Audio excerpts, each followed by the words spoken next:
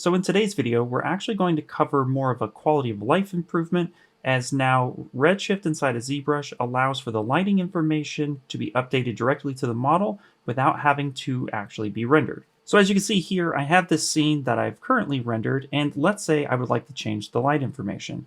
We can simply come on up to the light menu here and then just dock it over here on the left-hand side as I already have it. And you can see that if I have a certain light selected, and let's say I just go ahead and grab this little dot, and I'm going to move this over here, we're going to now get an updating material. And once this updates, it's going to go ahead and change that information. Now, my render that I just had did not show that information, so let's go ahead and turn off the light.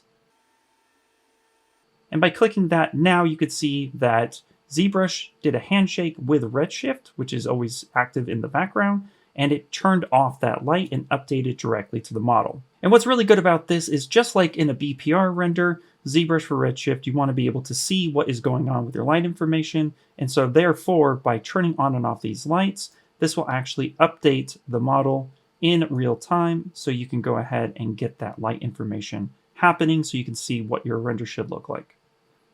And this also works with any HDR or EXR file type that you might have loaded to get you a base light. So if we come under the background menu, this is where all of your HDR or EXR file types will be loaded. And if I just come down to longitude or even the latitude and I make an adjustment, you can see up here at the top, it's actually updating that material. And once that update occurs, you can now see the light information changes. So this is a really helpful way to make sure that you're getting the exact light information that you want on your model before you hit render.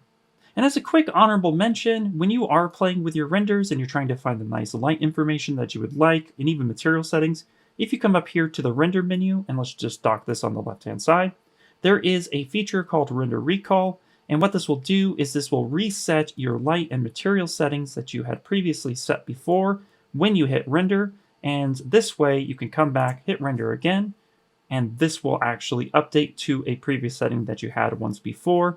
So this allows you to actually come through and play with your scene a little bit with a little bit more freedom as you explore these options and what you want your final render to look like. That's going to go ahead and wrap up this video today. Thank you so much for watching, and of course, as always, happy ZBrushing!